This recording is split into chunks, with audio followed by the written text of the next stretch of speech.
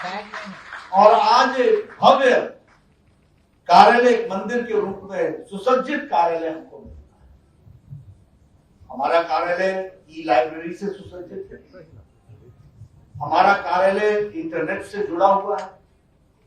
हमारा कार्यालय दुनिया की कोई भी जानकारी खबर चाहिए उसकी व्यवस्था है। चर्चा करने के लिए कॉन्फ्रेंस हॉल है। 15 आदमी बैठना चाहते हो तो छोटा कॉन्फ्रेंस हॉल है, बड़ा बैठना चाहते हो तो हॉल है, अलग से बैठना चाहते हो तो कमरे हैं।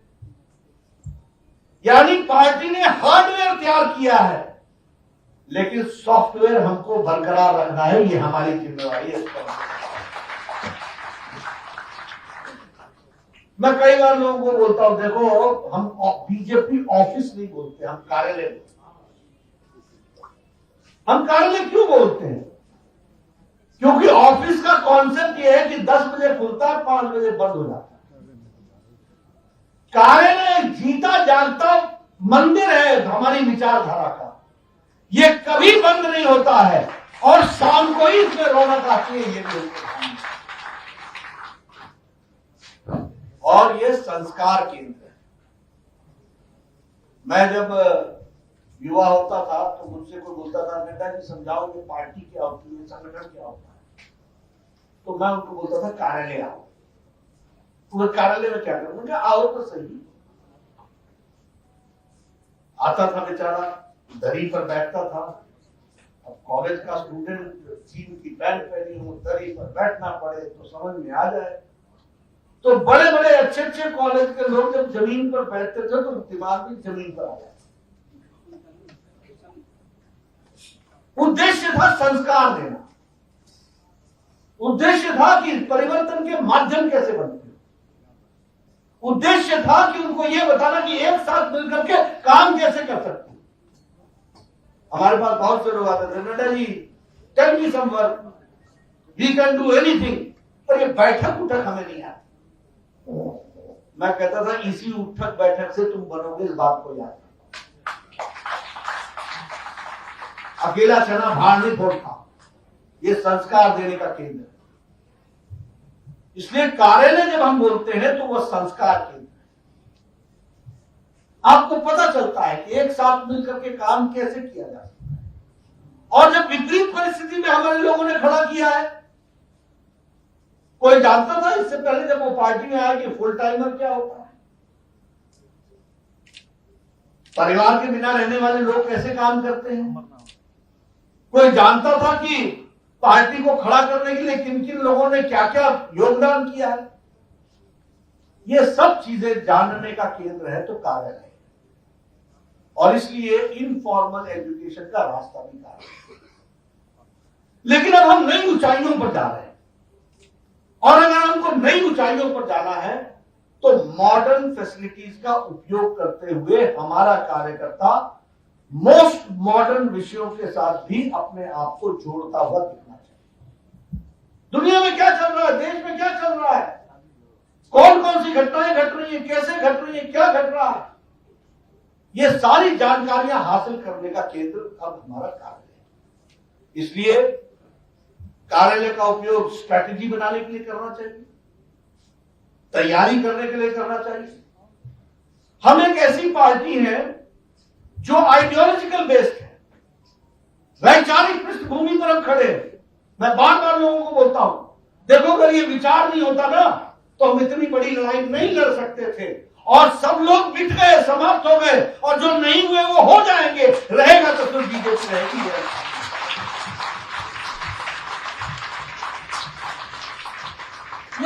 ये पागलपन है, ये विचार के लिए मनमस्ती है जिसके कारण हम लगे, और लाखों लोग लगे। कुछ नहीं मिलता है, कुछ नहीं मिलेगा, तब भी लगे हुए। अब याद कीजिए ना, जनसंघ के दिनों में कभी सोचा था मैं आपको ऐसे 100 परिवार भारत में गिना सकता हूं जिन्होंने अपनी जमीनों को बेच करके हर चुनाव लड़ा और जमानत बचाते हुए आज कमल के निशान को यहां तक पहुंचाया है। इस बात को हमको समझना, ऐसे 100 परिवार आपको मिल जाएंगे। आज मैं गंगा बाबू जी के जाने वाला दानापुर का चुनाव लड़ते थे, कभी सोचा था कि जीतेंगे। आज भी हमारे कभी यार कठिन की सीट बन जाती, लेकिन क्या सरलता से चुनाव लड़ते थे। कौन सी प्रेरणा थी उनको, विचारों की लड़ाई थी। तो हम विचार से जुड़े हुए पार्टी और हम कैडर बेस्ड पार्टी, और कैडर बनता है कार्यालय में, उसका बहुत बड़ा उपकरण कार्यालय होता है, 2 दिन में नहीं पैदा हो जाता। मुझसे कई बार लोग बोलते हैं कांग्रेस पार्टी फलानी पार्टी, मैं कहीं कोशिश कर ले जितना करना, हमारी 40 साल की तपस्या करेंगे तब बराबर खड़े होंगे। कुछ नहीं होने वाला जिससे ये जितने कैंप लगाने इनको CAMP समझने में बहुत टाइम लगता है। ट्रेनिंग नाम की चीज इनको समझने पहले खुद ट्रेन होना पड़ेगा। संस्कार 2 दिन में नहीं आते। ये भारतीय जनता पार्टी उत्तर प्रदेश का, हम किसी को जानते हो असम में न जानते हो, हम राष्ट्रीय अध्यक्ष बन गए, उनको मालूम है कि हमारे कार्य करने का तरीका कैसे। हमें मालूम है कि हमारे बूथ के अध्यक्ष को मैं अपने साथ बैठा करके किस तरीके से विचार से जोड़ना चाहता हूं। ये 2 दिन में ये तरीके नहीं आते, ये कम्युनिकेशन 2 दिन में नहीं आता, ये संस्कारों से आता है। और ये संस्कार पैदा करने में निश्चित रूप से एक तरीका होता है जिसको हम लोग आगे बढ़ाते हैं। इसलिए हम विचार बेस्ड पार्टी है, हम कैडर बेस्ड पार्टी, और हम मास फॉलोइंग वाली पार्टी। सबसे बड़ी मास फॉलोइंग हमारी। आप सोचिए ना, आज सभी लोग अपनी पार्टियां छोड़ करके 20-20 साल 30-30 साल लगाने के बाद भारतीय जनता पार्टी में आ रहे हैं। क्यों आ रहे हैं? क्योंकि सबके समझ में आ गया है कि कार्य करते हुए देश को परिवर्तित करने का उपकरण है तो वो भारतीय जनता पार्टी है। इस बात को हमको समझना, ये छोटी घटना नहीं होती। 20-20 साल 30-30 साल जीवन का किसी पार्टी में लगा देना और उसके बाद फिर आकर के हम इस तरीके से खड़े होंगे, कोई छोटी घटना नहीं होती। ये हमारी जो फॉलोइंग बढ़ रही है, और मैं कई बार, मैंने कल भी कहा, मैं आज भी आपसे कहना चाहता हूं कि देखिए, हम राजनीति को समझें। आज भारतीय जनता पार्टी के विरोध में लड़ने वाला कोई राष्ट्रीय पार्टी ही नहीं रह गई, कोई राष्ट्रीय स्तर की पार्टी नहीं रह गई, कोई विचार की पार्टी नहीं रह गई। और हम लोगों ने हमेशा कहा, विचार के आधार पर कहा, national outcomes with regional aspirations, national commitment with regional aspirations, विविधता में एकता। ये नारा नहीं था ऐसी, ये ऐसे नहीं था कि मुंह से निकल गया, ये सोचा समझा। Unity among diversity. अगर श्यामा प्रसाद मुखर्जी ने बलिदान दिया, एक देश में एक निशान, एक विधान, एक प्रधान रहेगा, और एक देश में 2 निशान, 2 विधान, 2 प्रधान नहीं रहेगा, तो उसी लड़ाई को 52 से लड़ते लड़ते, 51 से लड़ते लड़ते 2020 में 5 अगस्त 370 को धाराशाही किया है। ये विचारधारा कोई पार्टी नहीं, और एक देश में अब एक निशान, एक विधान, एक प्रधान बन गए। तो ये विचारों से जुड़ी हुई पार्टी है, जिसके कारण से ये सब हम लोग कर रहे हैं। लेकिन मैं जब कहता हूं कि कोई राष्ट्रीय पार्टी नहीं रह गई है, जिन कांग्रेस पार्टी ने कभी रीजनल एस्पिरेशंस को समझा नहीं, इसलिए साउथ में होते हुए भी उखड़ गए। केरला में उखड़ रहे हैं, कर्नाटक में कमजोर हो गए, तमिलनाडु से तो बहुत पहले चले गए, आंध्र में उखड़ गए, तेलंगाना में उखड़ गए। ये सब कांग्रेस की जगह थी। They could never understand the regional aspirations. हमारे मोदी जी यूएनओ में जाते हैं, चर्चा किसकी करते हैं? तिरुवल्लुवर। चर्चा किसकी करते हैं? तमिलनाडु की कविता की करते हैं, कवि की करते हैं। रीजनल जो हमारे देश के लोग, जिन्होंने देश की आजादी से लेकर के देश के साहित्य में अपना कॉन्ट्रीब्यूशन किया, उसके लिए करते हैं। और इसी बात को ध्यान में रखते हुए जब हम आगे बढ़ते हैं, तो हमारा ये मानना है कि विचार के आधार पर हम आज नहीं तो कल इन प्रदेशों में भी कमल खिलाएंगे। इस बात का, लेकिन लड़ाई किससे है हमारी? जम्मू कश्मीर में हम किससे लड़ रहे हैं? मैंने कल भी कहा था, आज भी कहूंगा, पीडीपी महबूबा की पार्टी है, परिवार की पार्टी है। नेशनल कॉन्फ्रेंस फारूक अब्दुल्ला, उमर अब्दुल्ला की पार्टी है, परिवार की पार्टी है। अब हरियाणा में बात, पंजाब में आ जाओ, शिरोमणि अकाली दल परिवार की पार्टी है। अब तो दूसरी पार्टी भी जो है वो भी परिवार जैसी पार्टी हो गई। अब हरियाणा में आ जाओ, परिवार की पार्टी है। आप इतना बड़ा उत्तर प्रदेश 24 करोड़ का प्रदेश है, 24 करोड़ की आबादी का प्रदेश है। इंडियन नेशनल कांग्रेस ने 287 सीट्स में चुनाव लड़ा और 280 सीट्स में जमानत जब्त हो गई, शुक्ला साहब। और हमसे लड़ कौन रहा है? समाजवादी पार्टी, परिवार की पार्टी है। यहां भी हम किससे लड़ रहे हैं? आरजेडी, परिवार की पार्टी है। तमिलनाडु, केरला में हम, बंगाल में किससे लड़ रहे हैं? परिवार की पार्टी है। पीसी भाईपो की पार्टी है, दीदी की पार्टी है और भतीजे की पार्टी है। नवीन बाबू की पार्टी है, एक व्यक्ति की पार्टी है। उड़ीसा में आप वाईएसआर की बात कर लीजिए, जगन मोहन की बात कर लीजिए, परिवार की पार्टी है। आप तेलंगाना में आ जाइए, टीआरएस, तेलंगाना राज्य समिति, केशव चंद्रशेखर राव, केसीआर, परिवार की पार्टी है। तमिलनाडु, परिवार की पार्टी है। हर जगह परिवार। शिवसेना जो अब समाप्ति की ओर हो गई, वो भी परिवार की पार्टी है। एनसीपी, परिवार की पार्टी है। और मैं कई बार कहता हूं कि कांग्रेस पार्टी में भाई बहन की पार्टी रह गई, बाकी कुछ नहीं। और ये सब लोग रीजनल एस्पिरेशंस को उछालते चले गए और बाद में ये परिवार की पार्टियां बनी। इसलिए भारतीय जनता पार्टी के लिए सबसे बड़ा चैलेंज है वंशवाद के खिलाफ लड़ाई। और किसी को भी प्रजातंत्र, और बिहार में मैं इसलिए बोल रहा हूं कि बिहार वैसे भारत देश ही प्रजातंत्र की, it is mother of democracy. और जब हम मदर ऑफ डेमोक्रेसी की बात करते हैं तो हम कभी वैशाली को नहीं भूल सकते हैं, बिहार की धरती को नहीं भूल सकते हैं। हम यहां से जन्मे हुए, तो अगर हम डेमोक्रेसी की बात भी करें तो उसके लिए परिवारवाद चैलेंज है।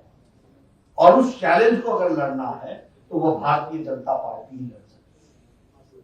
और इसलिए मैं ये बातें आपके सामने इसलिए कह रहा हूं क्योंकि अगर हमारे कार्यालय बनाना, सिर्फ कार्यालय बना करके हम 700 कार्यालय हमारे बन गए, ऐसा नहीं है।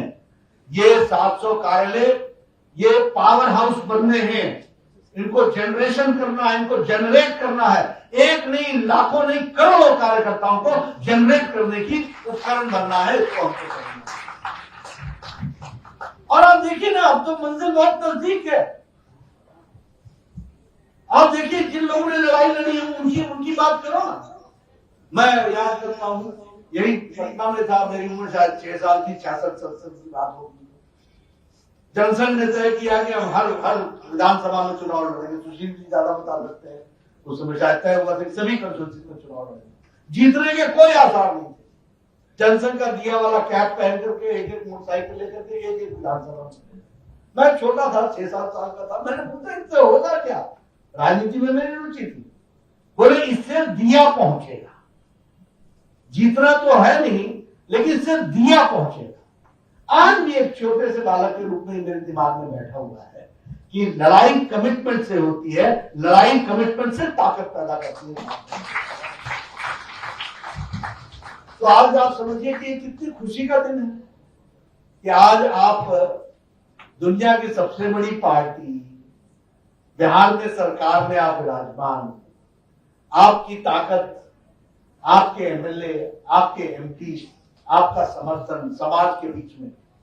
और मैंने कल भी कहा, बाईं ओर, मैं कल आप मेरा रोड शो कर रहे थे, तो बाईं ओर तो हाथ में हिला रहा था, तो भाई ओर तो भाई बीजेपी के कार्यकर्ता थे जो सड़क पर थे।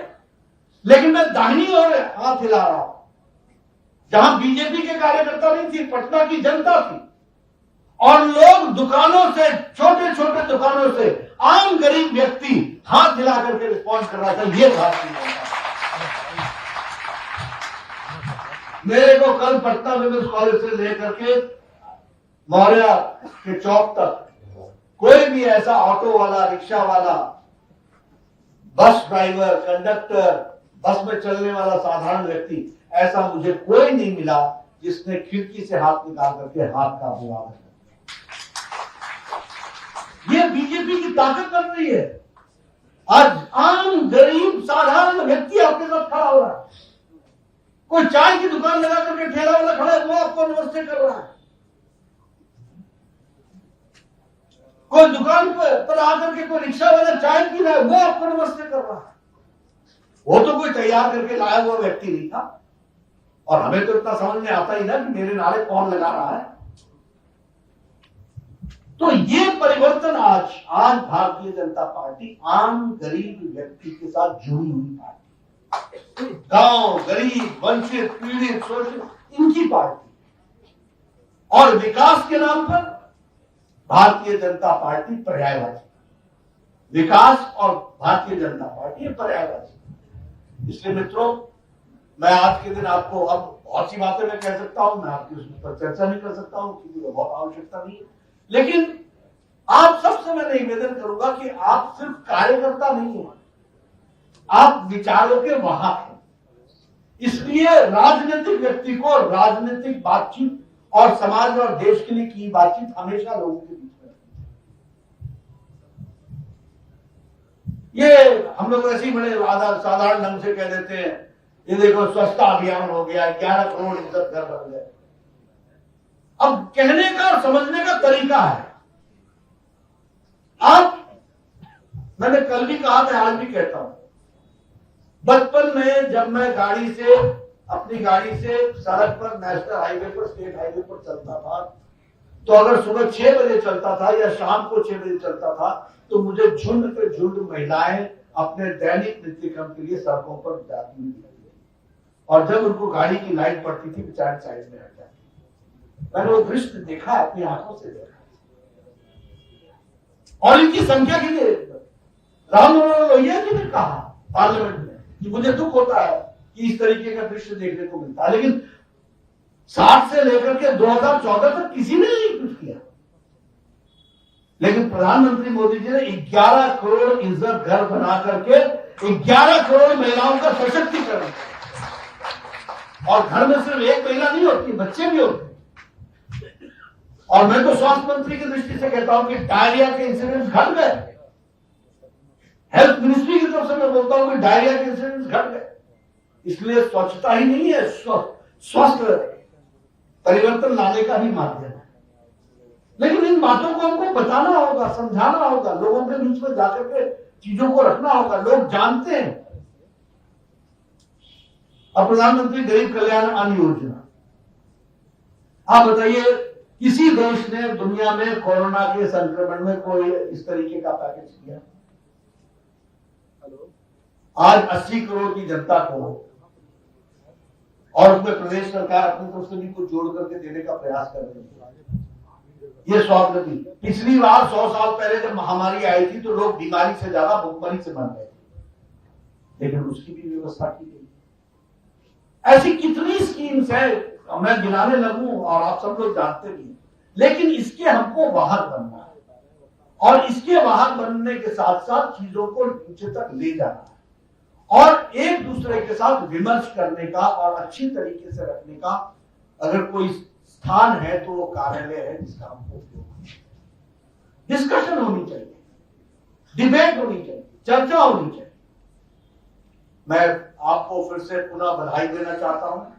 आज मेरे लिए तो सच में बहुत ही खुशी का विषय है कि आज उन लोगों को कितनी खुशी होती होगी जो दरियों पर बैठ करके और छोटे छोटे कार्यालयों में, मिट्टी के मकानों में रहते हुए, बरसात आ जाए तो पानी भीग जाए, कमरा भीग जाए, ऐसी परिस्थितियों में पार्टी को खड़ा किया था।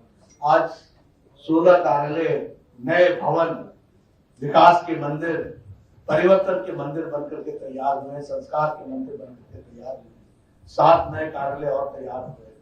मेरी शुभकामनाएं हैं, बिहार जल्द से जल्द सभी जिलों में अपना कार्यालय बनाए और आगे बढ़े। हमारी इस शुभकामना के साथ आप विचारधारा को आगे बढ़ाएं। बहुत बहुत धन्यवाद।